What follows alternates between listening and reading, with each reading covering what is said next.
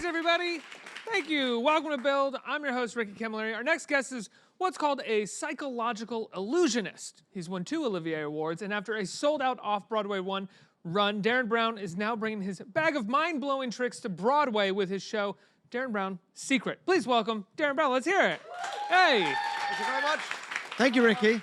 First and foremost, I've seen your work. It's incredible, but I think most importantly, what I want to compliment you on more than anything is your ability to wear suspenders and look cool while doing it. It's very few people who can pull it off. Very few of us can get away with it. Yeah, but you do it quite well, sir. Thank you. I'm very, very stylish. Psychological illusionist. This is a term that you made up, right? So I imagine, and stop me when I'm wrong, which is going to be pretty quickly, I'm assuming. You started off with... Stop you right there. Oh, I knew it. You started off as a kid with magic. You started playing with magic. And then when did you start finding your own niche within the magic world? I actually started as a hypnotist, strangely. So when I studied law at university, law and German. And I saw a hypnotist in my first year, and I decided that I didn't want to be a lawyer or a German.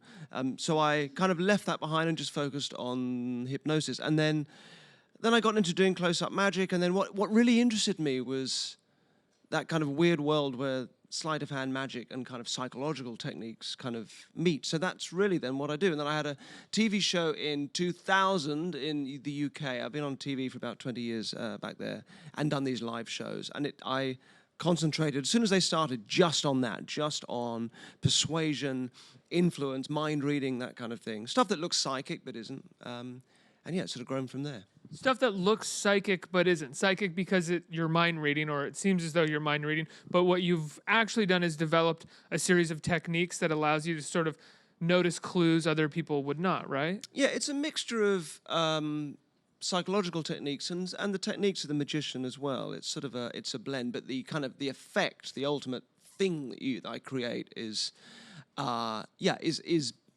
mind reading or can look psychic, or it's a real blend of techniques. There's a lot of showmanship in it. There's a lot of, and I'm very honest about this. I say, look, I will be dishonest with you, but I'm honest about my dishonesty.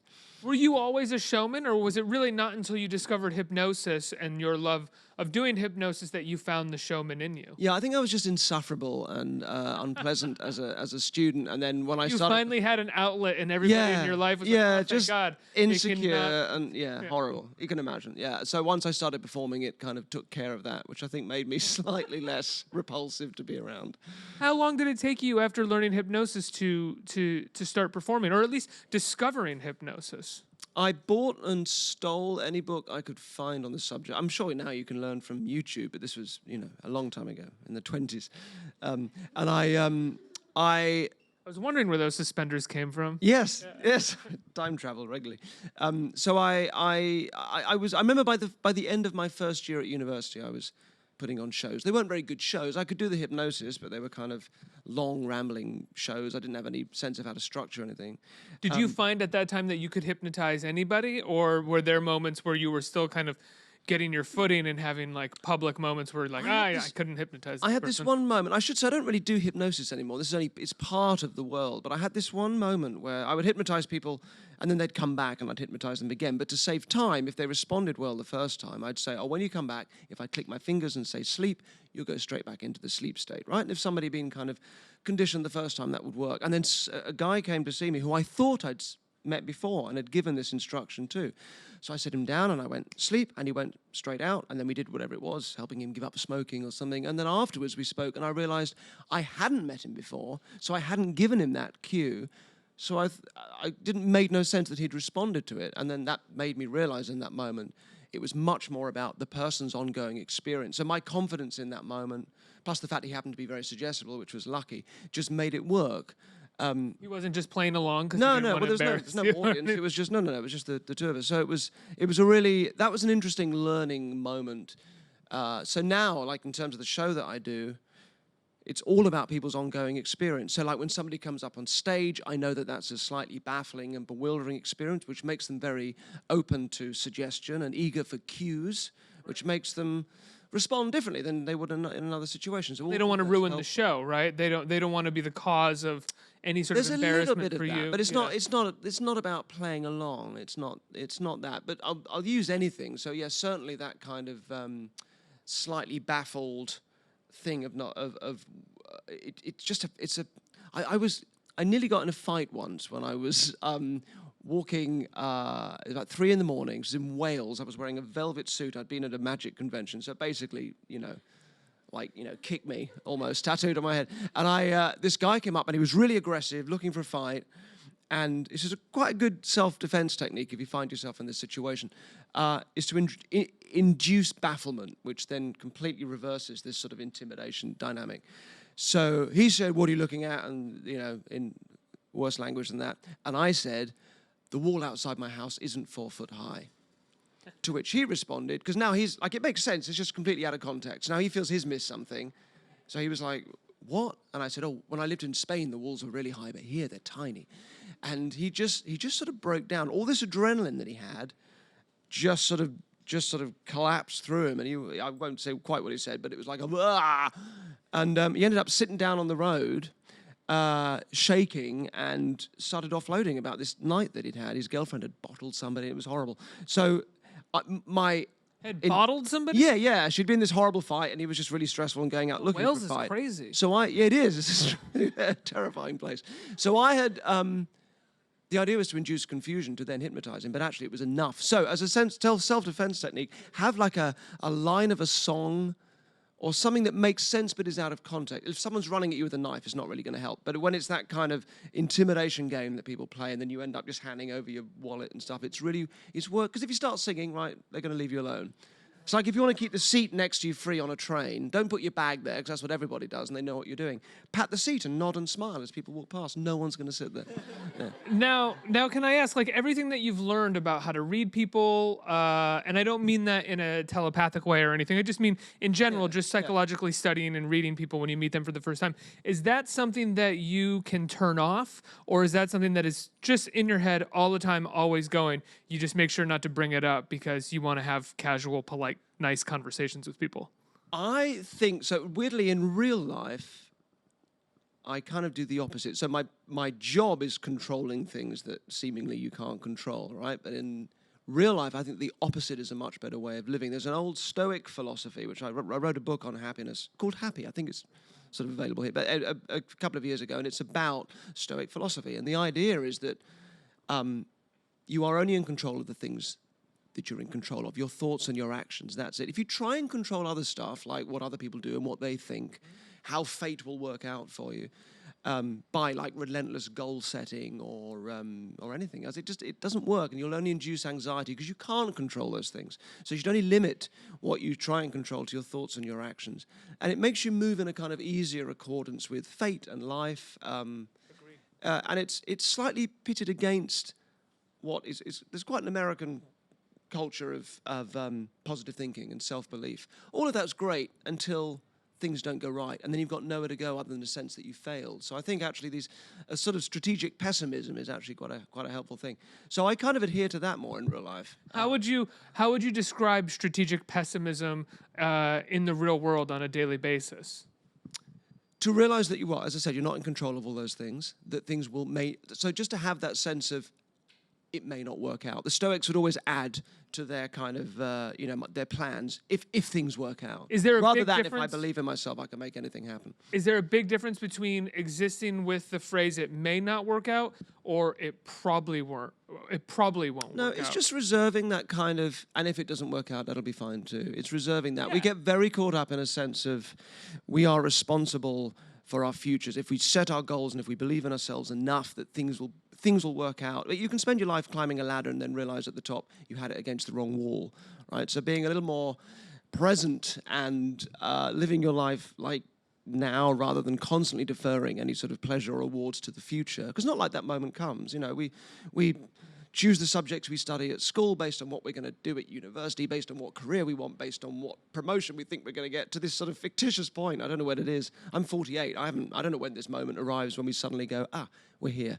So rather than constantly deferring to the future, I think, you haven't found that moment for yourself. It doesn't come. No. You just constantly defer it later and later. So it's quite good to be even more present. On Broadway, in a Broadway run, coming after a sold-out off-Broadway run at the Atlantic, which is that's as close to Broadway as you're going to get in terms of off-Broadway. And now at the Court. And now at the Court Theater. you don't feel like you have made it, or you've hit that point at the top of the ladder and that you are on the right wall? It's dreamy fun. I love it. It's like I'm amazingly well supported by a team of professionals unlike anything we get in Britain, I have to say. It's sort of amazing, and the audiences are loving it, reviews are amazing, all of that's just truly dreamy.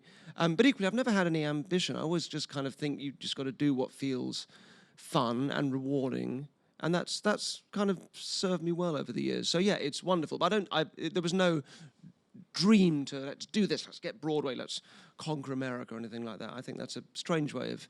Is that a philosophy that you found over the course of your life after having lived one way, or is that something that you have sort of naturally had in your head? I think it came from... So when I graduated in law, I was just earning my keep. You did end up graduating. Yeah, I graduated, yeah, and I was earning my keep as a magician and doing these gigs occasionally, but I had a lot of spare time, right, because it was only maybe once or twice a week. So I just developed this thing of like, if I take a cross-section of my life, is everything in the right place? Is it fun? Is it enjoyable? Are things right? And if they're not, what can I shift?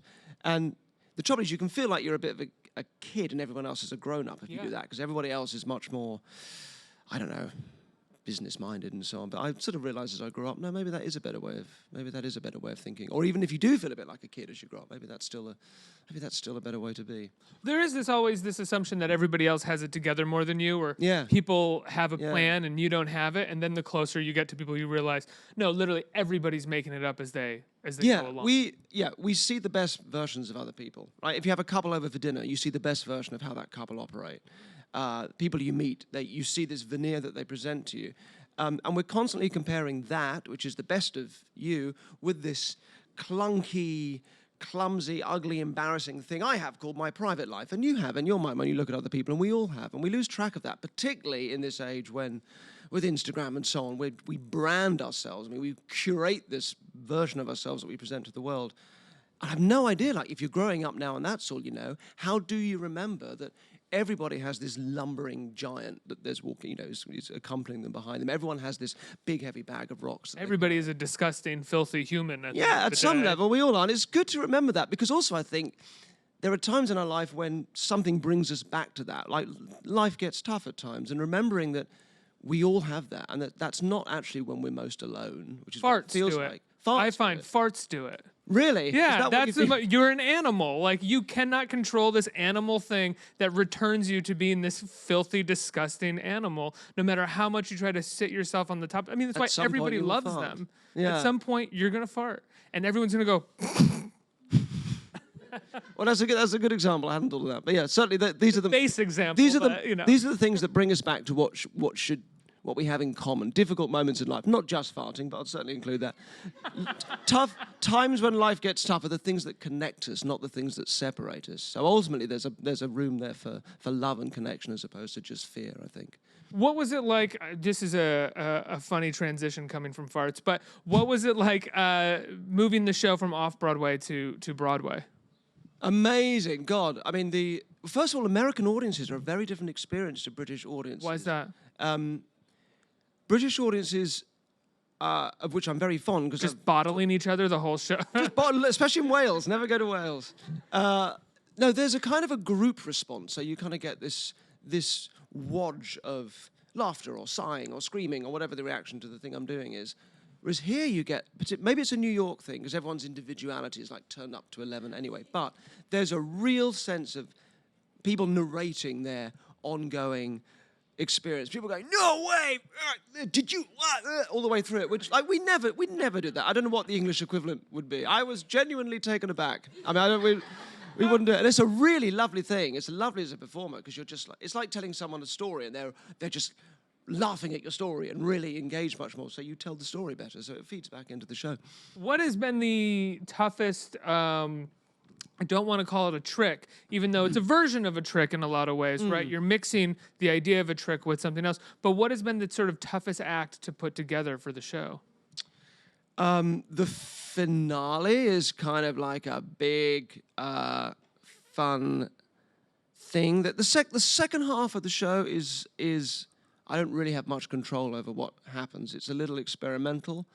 The first half is a more of a comfortable experience for me in terms of what I'm doing, and then the second half, by that point, I'm really kind of very warmed up, so I allow it to be a bit looser.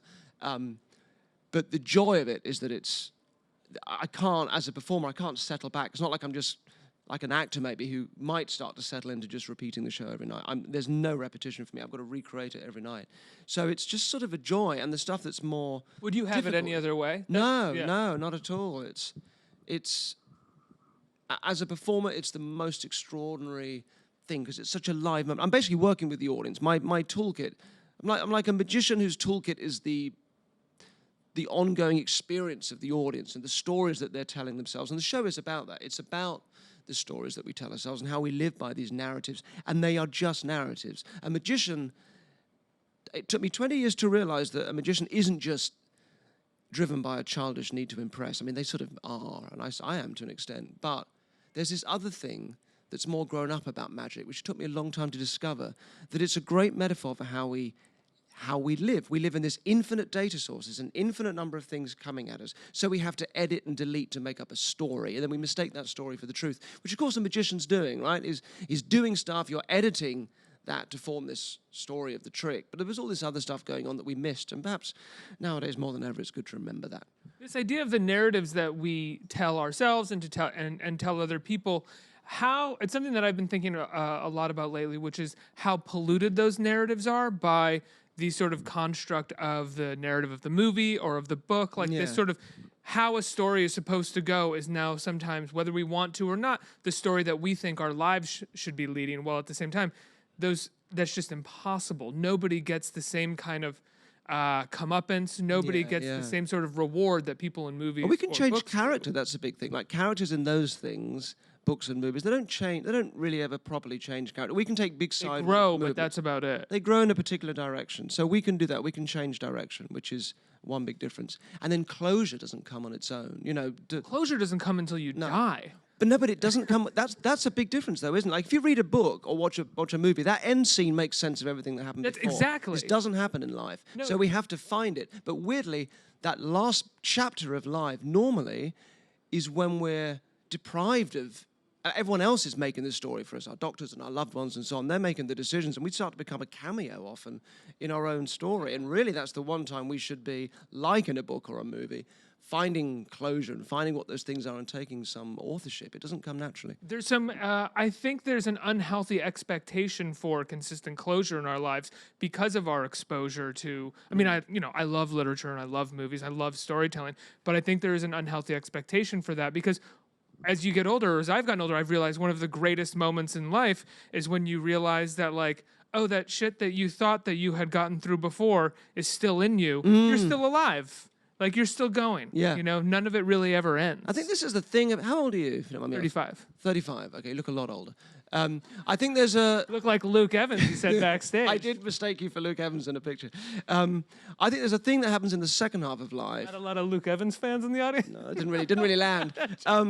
There's a thing that happens in the second half of life, I think, where you shift from, or you should shift from, like you fought the dragon in the first half of your life, which is about control, and it's about closure, and it's about deciding who you are and staking your claim in the world. And then there's a thing that happens in the second half of life. It's like you've slayed the dragon, you've gone out and done that, now you rescued the princess. So you shift from staking your claim and fighting your battles to now serving something else or something bigger than you, which for a lot of people might be your kids, or it might be a creative venture. It could sort of be anything. It could be something spiritual or whatever, but it's about, I think, transcending the ego. That's a really big thing that happens in the second half of life. So maybe you're starting to get early, a little ghosts of that. Those things, the things you try and shut away, they come back and get you.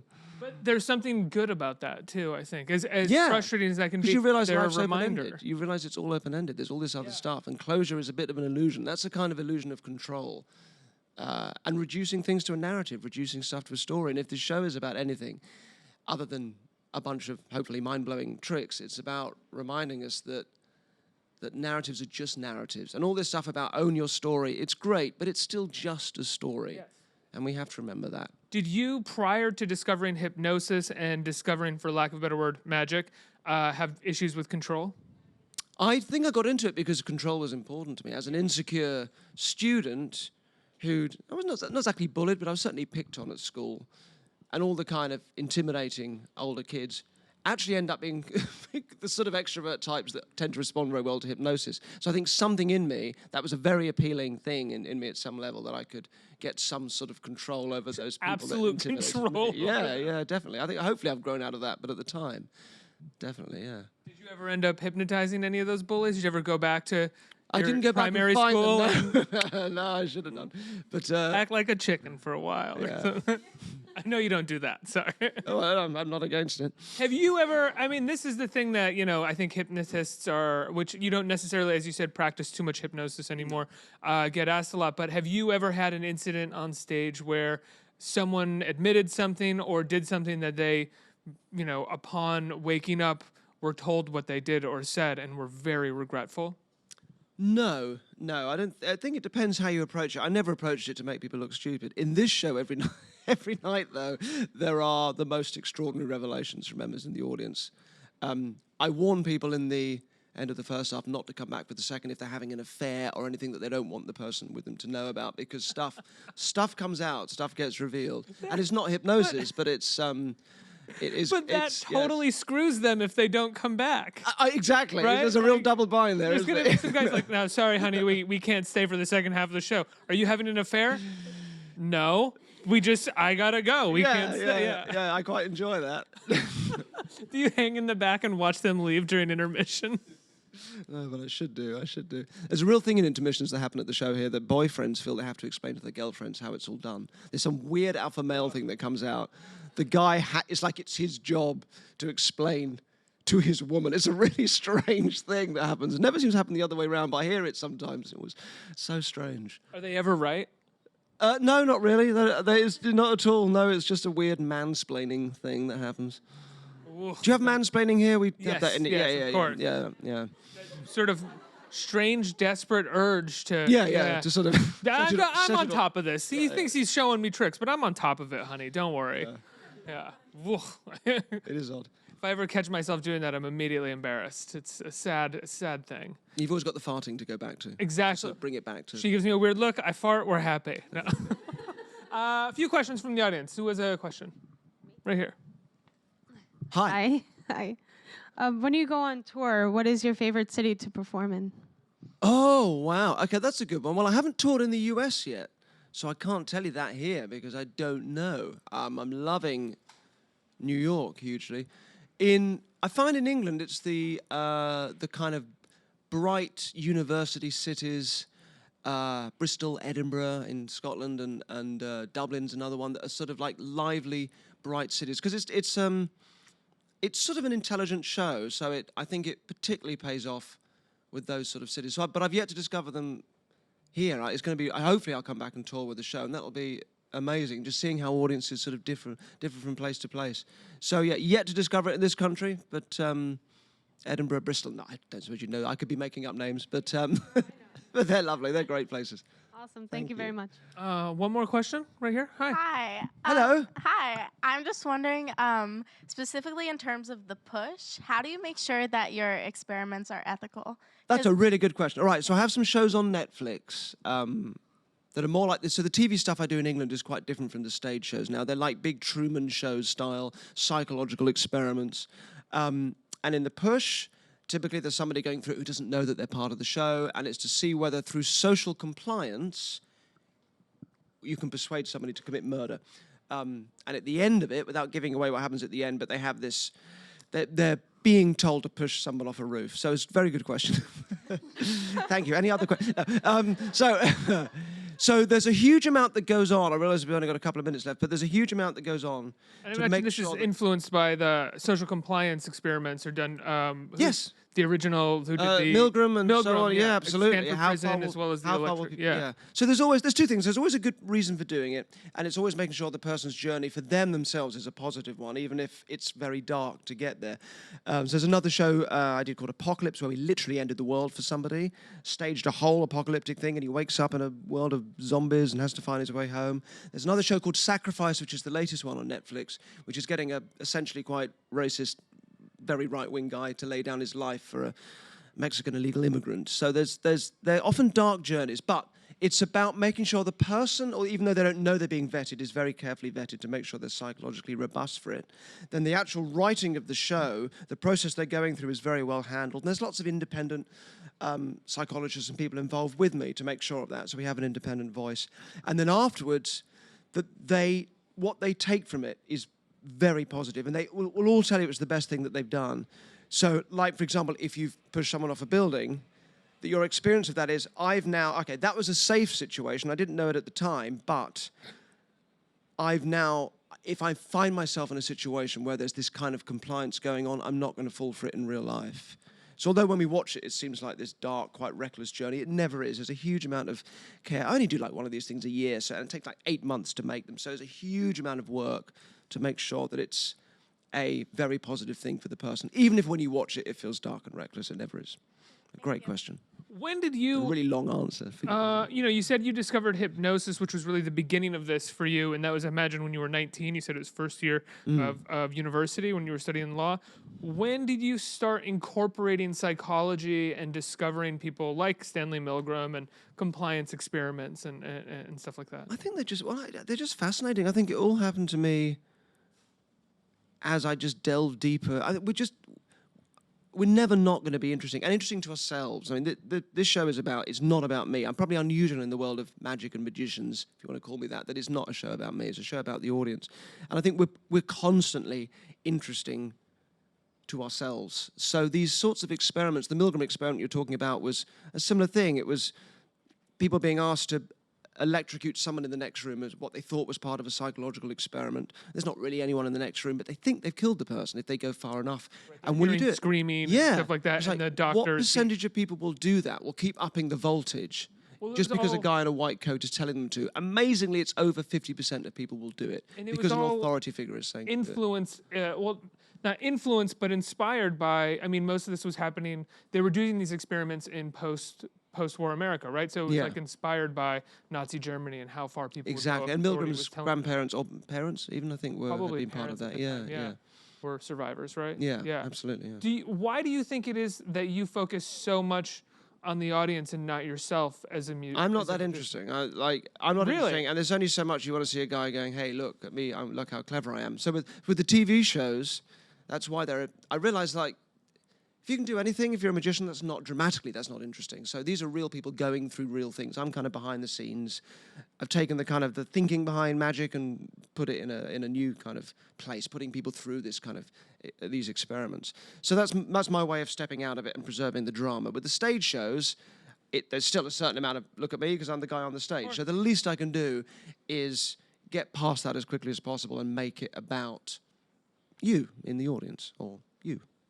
Is there a part of you that thinks that has never really made it about you or wanted to make it about you because you don't want to explore yourself in the same way that you're exploring the audience? Or do you just think it's more entertaining? I think it's more entertaining. Look, magicians have this thing that they're often kind of interesting for a couple of years and then they start to become figures of fun. And if there are exceptions to that, I'd probably say it's Penn and Teller. Like, they've remained cool. They're in their, I think, 70s now, is that fair? Certainly late 60s.